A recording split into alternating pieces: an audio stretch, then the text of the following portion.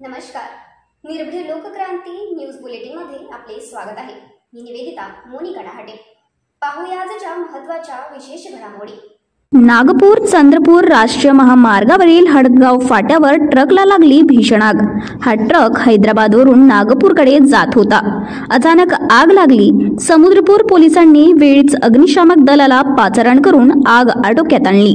सुदैवाने कुठलीही जीवितहानी झाली नाही, मात्र ट्रकचे नुकसान झाले। सण उत्सव आणि लोकसभा निवडणुकीच्या पार्श्वभूमीवर समुद्रपूर आणि गिरड पोलिसांचा रूट मार्चचे आयोजन। नागरिकांनी सहकार्य करावे।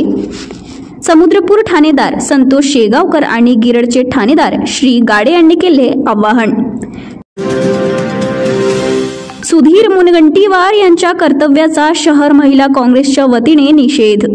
गुन्हा दाखल करण्याची हिंगणघाट उपविभागीय अधिकाऱ्यांकडे निवेदनातून केली मागणी।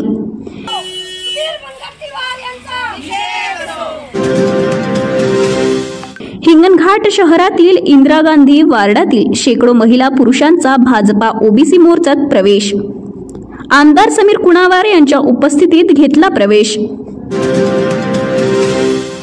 खासदार रामदास तळस यांच्याकडून अल्लीपूर परिसरातील गारपिटीने नुकसान झालेल्या शेतपिकांची केली पाहणी।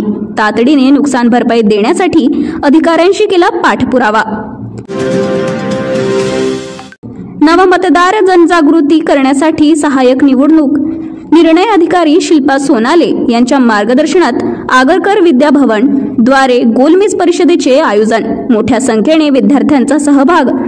विद्यार्थ्यांशी साधली चर्चा।